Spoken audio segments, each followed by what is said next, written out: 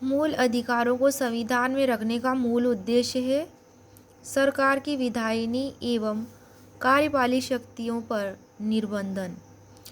मूलाधिकार राज्य पर कौन सी बाध्यता अधिरोपित करते हैं? नकारात्मक बाध्यता। मूलाधिकारों से संविधान में रखने का उद्देश्य मूलाधिकारों को एक विधि शासित सरकार की स्थापना करना। क्या अनुच्छेद 12 में विहित राष्ट्र शब्द की परिभाषा संविधान के अन्य उपबंधों पर लागू होती है? नहीं लागू होती है। स्थानीय प्राधिकारी के अंतर्गत आता है नगरपालिका, district board, panchayat, improvement trust, mining settlement board इत्यादि संस्थाएं। अन्य प्राधिकारी शब्द को कौन से अनुच्छेद में परिभाषित किया गया? अनुच्छेद 12 में। क्या न्यायपालिका राज्य है? नहीं, ये राज्य नहीं है। न्यायपालिका पुनर्विलोकन से संबंधित अनुच्छेद कौन सा है? तो यह अनुच्छेद 13 का क्लोज 2 है। क्या आच्छादन का सिद्धांत संविधान पूर्व विधियों पर ही लागू होता है? नहीं, ऐसा नहीं है, दोनों पर लागू होता है। संविधान पूर्व और संविधानोत्तर विधियों पर लागू होता है। क्या अनुच्छेद 13 का प्रभाव भूतलक्षी है?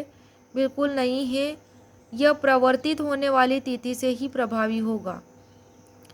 न्यायिक पुनर्विलोकन संविधान का आधारभूत ढांचा है। यह सिद्धांत कौन से वाद में प्रतिपादित किया गया? एस.आर. बोम्बई बनाम भारत संघ के वाद में। कौन सा? न्यायिक पुनर्विलोकन संविधान का आधारभूत ढांचा, यह सिद्धांत इसमें प्रतिपादित किया गया। न्यायिक पुनर्विलोकन की शक्ति जो है, जुडिशियल रिव्यू की शक्ति, भारत में सुप्रीम कोर्ट को अनुच्छेद 32 के तहत और हाई कोर्ट को अनुच्छेद 226 के तहत प्राप्त है। पृथक्करणीयता के सिद्धांत को लागू करने का औचित्य किसी अधिनियम की संवैधानिकता की जांच के लिए होता है। क्या शक्ति पृथक्करण संविधान का आधारभूत ढांचा है? बिल्कुल है। अनुच्छेद 14 का संरक्षण प्राकृतिक एवं विधिक व्यक्ति को तथा विदेशी को प्राप्त है। क्या विदेशियों को भी प्राप्त है? आर्टिकल 14 का संरक्षण बिल्कुल है।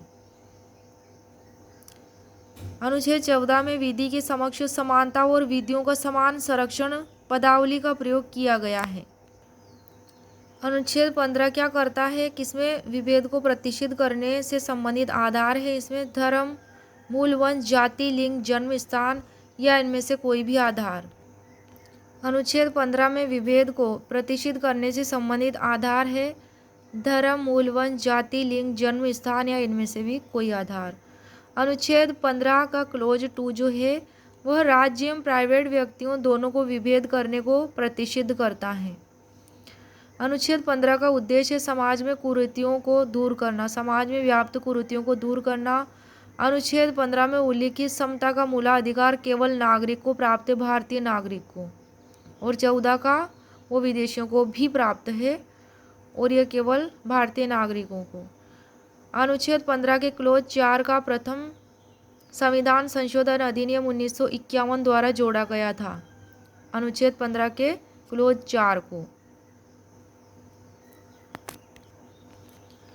क्या पिछड़े एवं अति पिछड़े वर्ग के बीच वर्गीकरण संवैधानिक है? बिल्कुल है। इंदिरा साहनी बनाम भारत संघवाद, जिसे मंडलवाद के नाम से भी जाना जाता है, में ऐसा बताया गया है।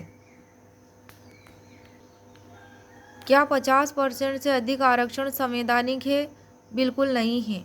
क्या आरक्षण के संबंध में अग्रनयन नियम संवैधानिक है? हाँ, 50% की सीमा तक। अनुच्छेद 15 और 16 के अध्ययन पिछड़ापन सामाजिक एवं शैक्षिक पिछड़ापन होना चाहिए। कैसा होना चाहिए? एक तो सोशली तौर से और एजुकेशनली तौर से होना चाहिए पिछड़ापन। अनुच्छेद 16 में खंड 4 क यह 77वें संविधान संशोधन अधिनियम 1995 द्वारा जोड़ा गया। अनुच्छेद 16 में खंड 4 जोड़ने का उद्देश्य मंडलवाद के विनिश्चय में प्रोन्नति के संबंध में पैदा हुए भ्रम को दूर करने के लिए था। बेग लोग से संबंधित प्रावधान 81वां संविधान संशोधन अधिनियम 2000 द्वारा अनुच्छेद 16 में क्लोज 4 ख जोड़ा गया। अनुच्छेद 16 के क्लोज 4 ख ये कहता है अग्रेषित किए गए रिक्त स्थान सदैव विशिष्ट वर्ष में आने वाले रिक्त स्थानों से अलग रहेंगे। 50% की सीमा इस पर लागू नहीं होगी।